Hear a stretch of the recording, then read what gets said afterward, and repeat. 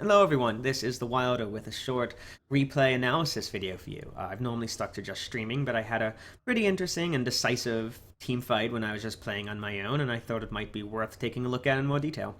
So here we are on Cursed Hollow, the blue team versus red. We've been winning pretty well. We've got, a ton of kills more than them. We've been winning on forts, and we're sort of forcing them to clean up their home base. So this game, I'm playing Li-Ming. I've been trying to learn her over the past week, and she's a ton of fun. She's exactly the kind of character I like, which is to say she deals a ton of damage, very aggressive, and she just dies if anyone looks at you.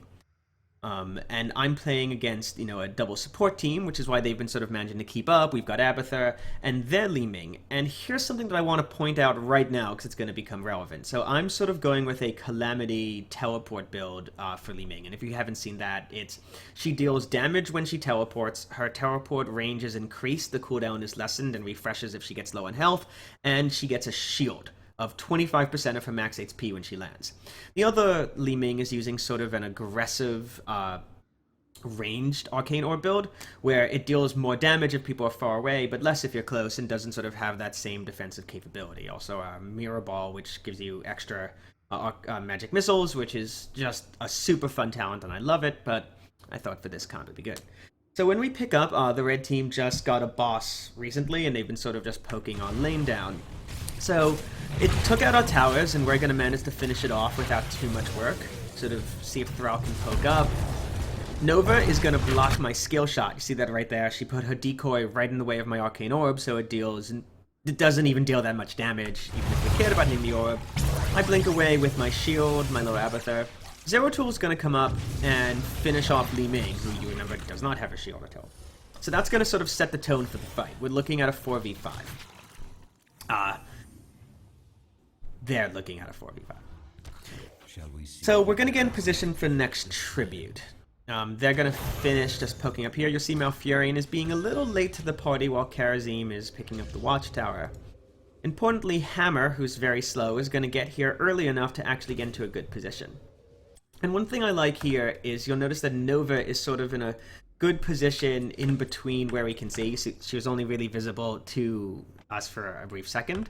So she manages to get away and drops the decoy down, so in case we saw anything, it could have been a decoy. So Hammer's going to set up and be stealthed, and we're going to start fighting. Now, Hammer has the graduated range talent, so it's sort of going to get bigger over time. Now, that Divine Palm is pretty critical. It saves Nova, keeps us from being a 3v5, but uses up his ult for the fight. So they're sort of just waiting while Hammer gets the position. Zeratul's gonna come up here and be like, I can finish off Malfurion. He's gonna learn two things very quickly. One is, Malfurion has a lot more health than you might think. And second, Hammer does a ton of damage, and her range is the size of the moon at this point. So she's gonna come in, get hit by Nova, get auto-attacked to death by Malfurion. Now here's where Li-Ming does the thing. You see one Arcane Orb sort of took a ton of the health away, and we're just able to finish Malfurion off, resetting the cooldowns. That means is, you can see I've teleported in here and picked up a shield. Back.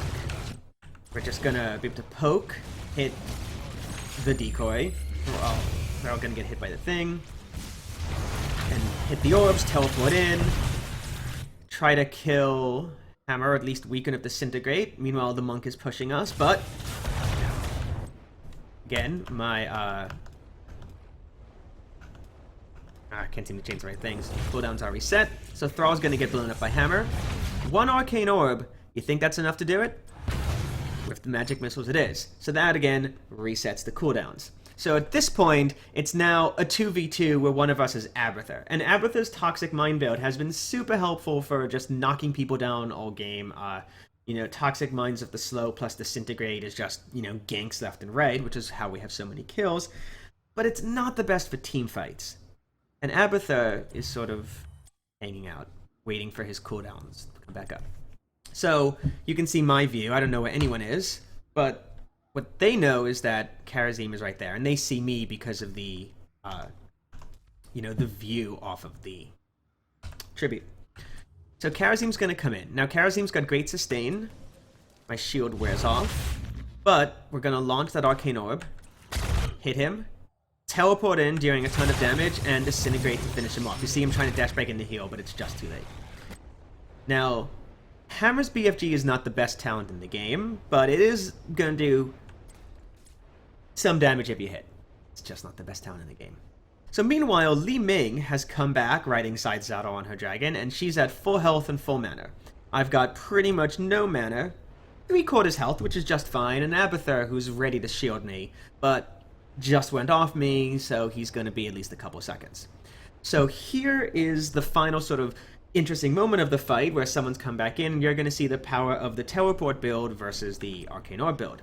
So she's going to launch the Arcane Orb and all of her missiles. This is going to deal a ton of damage, and if I was really smart and had all of my cooldowns back up, don't know why it will only show me cooldowns for them, but it's fine, is I would teleport in, and that would avoid a lot of damage. I don't do that. My bad. Instead, so she's going to try to finish me off with Disintegrate. There's a couple of things she might have been thinking about. One is we've all taken Essa of Johann, the level 4 talent that pulls people in when you hit him with Arcane Orb, which is a big game because it's going to break the Disintegrate. And you can see that Arcane Orb is going to do a ton of damage, plus the teleport. That was, over half a life bar. And now I've got a shield. And that shield is just enough to keep me alive while there's magic missiles. You see Abathur added his shield, but it didn't actually matter. And that was an interesting team fight. And the power of the Diamond Skin and Calamity. You can see my team is very happy. Sadly, I don't die to the last Hammer BFG. That ult did basically no damage. And that was a pretty brutal and bloody team fight. So if you ever wanted to know the power of Li-Ming in a team fight, it's that. You can just keep teleporting on top of people, keep getting your cooldowns refreshed, and just keep murdering them. She's probably just a little bit overtuned. Maybe a little too much damage on teleport, a little too much health from Diamond Skin. Frankly, I actually would normally say it's her range. Her range is what's making her good. I'm actually happy with that. If that's how, this build plays, or even the other build plays every time, then great. Teleporting around, doing damage feels like what she should do.